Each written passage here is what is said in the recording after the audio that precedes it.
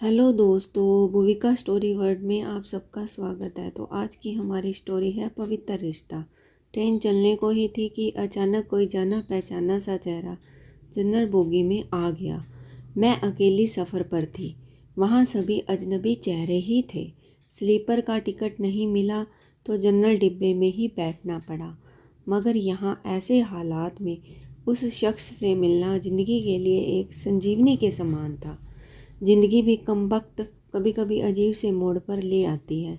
ऐसे हालातों से सामना करवा देती है जिसकी कल्पना तो क्या कभी ख्याल भी नहीं कर सकते। वो आया और मेरे पास ही खाली जगह पर बैठ गया। ना मेरी तरफ देखा, ना पहचानने की कोशिश की। कुछ इंच की दूरी बनाकर चुपचाप पास आकर बैठ गया। बाहर सावन की रिमझिम लगी थी, इस कारण वो कुछ भीग गया था। मैंने कनखियों से नज़र बचाकर उसे देखा। उम्र के इस मोड़ पर भी कमबख्त वैसा का वैसा ही था। हाँ, कुछ भारी हो गया था, मगर इतना ज़्यादा भी नहीं। फिर उसने जेब से चश्मा निकाला और मोबाइल में लग गया। चश्मा देखकर मुझे कुछ आश्चर्य हुआ। उम्र का यही एक निशान उस पर नज़र आया था कि आंखों पर चश्मा चढ़ गया था। चेहरे पर और सर पे मैंने सफ़ेद बाल खोजने की कोशिश की, मगर मुझे नहीं दिखे। मैंने जल्दी से सर पर साड़ी का पल्लू डाल लिया। बालों को डाई किए काफ़ी दिन हो गए थे मुझे। ज़्यादा तो नहीं थे सफ़ेद बाल मेरे सर पे, मगर इतने ज़रूर थे कि गौर से देखो तो नज़र आ जाए। मैं उठकर बाथरूम गई। हैंडबैग से फेस वॉश निकाला, चेहरे को ढंग से धोया। फिर शीशे में चेहरे को गौर से देखा। पसंद तो नहीं आया, मगर अजीब सा मुँह बनाकर मैंने शीशा वापस बैग में डाला और वापस अपनी जगह पर आ गई। मगर वो साहब तो खिड़की की तरफ से मेरा बैग सरकाकर खुद खिड़की के पास बैठ गए थे। मुझे पूरी तरह देखा भी नहीं, बस बिना देखे ही कहा, सॉरी। भाग कर चढ़ा तो पसीना आ गया था, थोड़ा सूख जाए फिर अपनी जगह बैठ जाऊंगा। फिर वह अपने मोबाइल में लग गया। मेरी इच्छा जानने की कोशिश भी नहीं की। उसकी यही बात हमेशा मुझे बुरी लगती थी। फिर भी ना जाने उसमें ऐसा क्या था कि आज तक मैंने उसे नहीं भुलाया। एक वो था कि 10 सालों में ही भूल गया। मैंने सोचा शायद अभी तक गौर नहीं किया, पहचान लेगा। थोड़ी मोटी हो गई हूँ, शायद इसलिए नहीं पहचाना। मैं उदास हो गई। जिस शख्स को जीवन में कभी भुला ही नहीं पाई, उसको मेरा चेहरा ही याद नहीं। माना कि ये औरतों और लड़कियों को ताड़ने की इसकी आदत नहीं, मगर पहचाने भी नहीं। शादीशुदा है, मैं भी शादीशुदा हूँ। जानती थी इसके साथ रहना मुश्किल है, मगर इसका मतलब यह तो नहीं कि अपने ख्यालों को, अपने सपनों को जीना छोड़ दूँ। एक तमन्ना थी कि कुछ पल खुल के उसके साथ गुजारूं। माहौल दोस्ताना ही हो, मगर हो तो सही। आज वही शख्स पास बैठा था जिसे स्कूल टाइम से मैंने दिल में बसा रखा था। सोशल मीडिया पर उसके सारे अकाउंट चोरी छुपे देखा करती थी। उसकी हर कविता, हर शायरी में खुद को खोजा करती थी। पर हाय, वह तो आज पहचान ही नहीं रहा। माना कि हम लोगों में कभी प्यार की पींगे नहीं चली, ना कभी इजहार हुआ। हाँ, वो हमेशा मेरी केयर करता था और मैं उसकी केयर करती थी। कॉलेज छूटा तो मेरी शादी हो गई और वो फ़ौज में चला गया। फिर उसकी शादी हुई। जब भी गांव गई उसकी सारी खबर ले आती थी। बस ऐसे ही ज़िंदगी गुजर गई। आधे घंटे से ऊपर हो गया। वो आराम से खिड़की के पास बैठा मोबाइल में लगा था। देखना तो दूर, चेहरा भी ऊपर नहीं किया। मैं कभी मोबाइल में देखती, कभी उसकी तरफ। सोशल मीडिया पर उसके अकाउंट खोल कर देखे, तस्वीर मिलाई। वही था, पक्का वही, कोई शक नहीं था। वैसे भी हम महिलाएं पहचानने में कभी भी धोखा नहीं खा सकती। 20 साल बाद भी सिर्फ आंखों से पहचान लें। फिर और कुछ वक्त गुजरा, माहौल वैसा का वैसा था, मैं बस पहलू बदलती रही। फिर अचानक टीटी आ गया, सबसे टिकट पूछ रहा था। मैंने अपना टिकट दिखा दिया, उससे पूछा तो उसने कहा नहीं है। टीटी बोला फ़ाइन लगेगा। वह बोला लगा दो। टीटी कहाँ का टिकट बनाऊँ?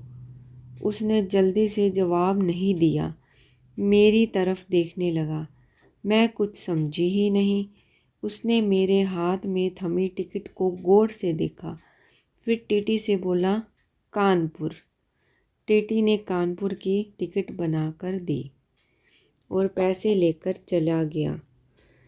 वह फिर से मोबाइल में तल्लीन हो गया। आखिर मुझसे रहा नहीं गया। मैंने पूछ ही लिया, कानपुर में कहाँ रहते हो? वह मोबाइल में नज़रें गड़ाए हुए ही बोला, कहीं नहीं। वह चुप हो गया तो मैं फिर बोली, किसी काम से जा रही हो? वह बोला हाँ। अब मैं चुप हो गई। वह अजनबी की तरह बात कर रहा था और अजनबी से कैसे पूछ लूँ कि किस काम से जा रहे हो। कुछ देर चुप रहने के बाद फिर मैंने पूछ ही लिया, वहाँ शायद आप नौकरी करते हो? उसने कहा नहीं। मैंने फिर हिम्मत करके पूछा, तो किसी से मिलने जा रहे हो? वही संक्षिप्त उत्तर, नहीं। आखिरी जवाब सुनकर मेरी हिम्मत नहीं हुई कि और भी कुछ पूछूं। अजीब आदमी था, बिना काम सफ़र कर रहा था। मैं मुंह फेरकर अपने मोबाइल में लग गई। कुछ देर बाद खुद ही बोला, ये भी पूछ लो क्यों जा रहा हूँ कानपुर।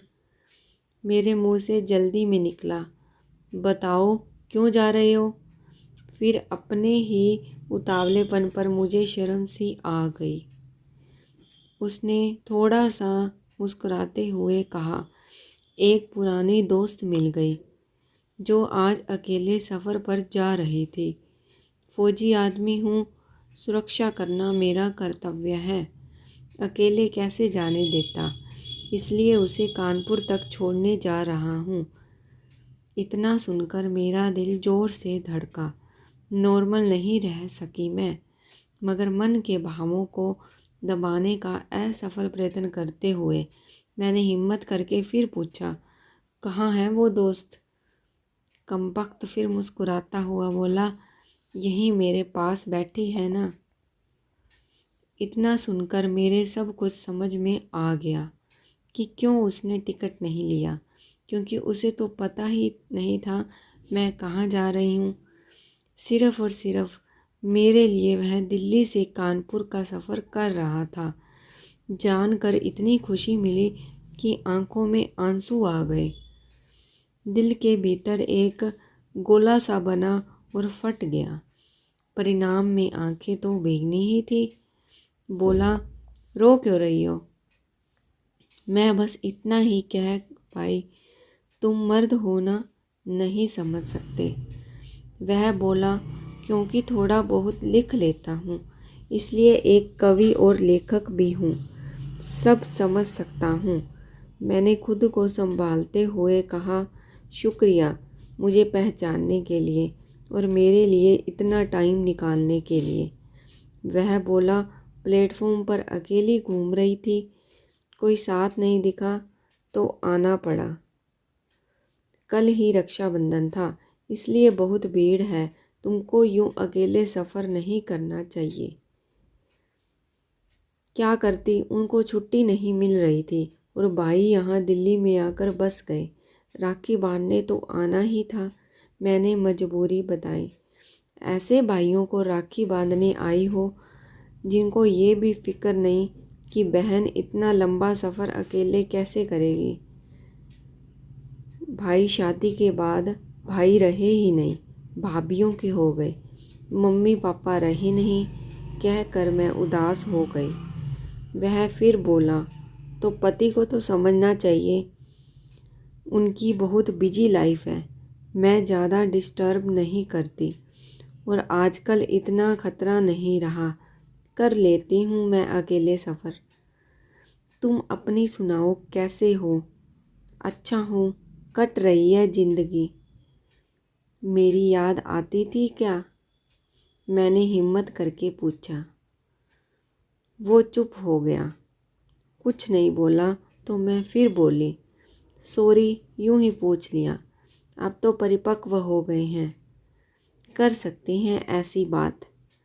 उसने शर्ट की बाजू की बटन खोलकर हाथ में पहना वो तांबे का कड़ा दिखाया जो मैंने ही फ्रेंडशिप डे पर उसे दिया था। बोला, याद तो नहीं आती, पर कमबख्त ये तेरी याद दिला देता था। कड़ा देखकर दिल को बहुत सुकून मिला। मैं बोली, कभी संपर्क क्यों नहीं किया? वह बोला, डिस्टर्ब नहीं करना चाहता था। तुम्हारी अपनी ज़िंदगी है और मेरी अपनी ज़िंदगी है। मैंने डरते डरते पूछा, तुम्हें छू लूँ? वह बोला, पाप नहीं लगेगा? मैं बोली, नहीं, छूने से नहीं लगता। और फिर मैं कानपुर तक उसका हाथ पकड़कर बैठी रही। बहुत सी बातें हुई। ज़िंदगी का एक ऐसा यादगार दिन था जिसे आखिरी सांस तक नहीं भुला पाऊंगी। वह मुझे सुरक्षित घर छोड़ कर गया, रुका नहीं, बाहर से ही चला गया। जम्मू थी उसकी ड्यूटी, चला गया। उसके बाद उससे कभी बात नहीं हुई, क्योंकि हम दोनों ने एक दूसरे के फ़ोन नंबर नहीं लिए। हालांकि हमारे बीच कभी भी नापाक कुछ भी नहीं हुआ। एक पवित्र सा रिश्ता था, मगर रिश्तों की गरिमा बनाए रखना ज़रूरी था। फिर ठीक 1 महीने बाद मैंने अखबार में पढ़ा कि वो देश के लिए शहीद हो गया। क्या गुजरी होगी मुझ पर, वर्णन नहीं कर सकती। उसके परिवार पर क्या गुजरी होगी, पता नहीं। लोक लाज के डर से मैं उसके अंतिम दर्शन भी नहीं कर सकी। आज उससे मिले 1 साल हो गया। आज भी रक्षाबंधन का दूसरा दिन है। आज भी सफ़र कर रही हूँ, दिल्ली से कानपुर जा रही हूँ। जानबूझकर जनरल डिब्बे का टिकट लिया है मैंने।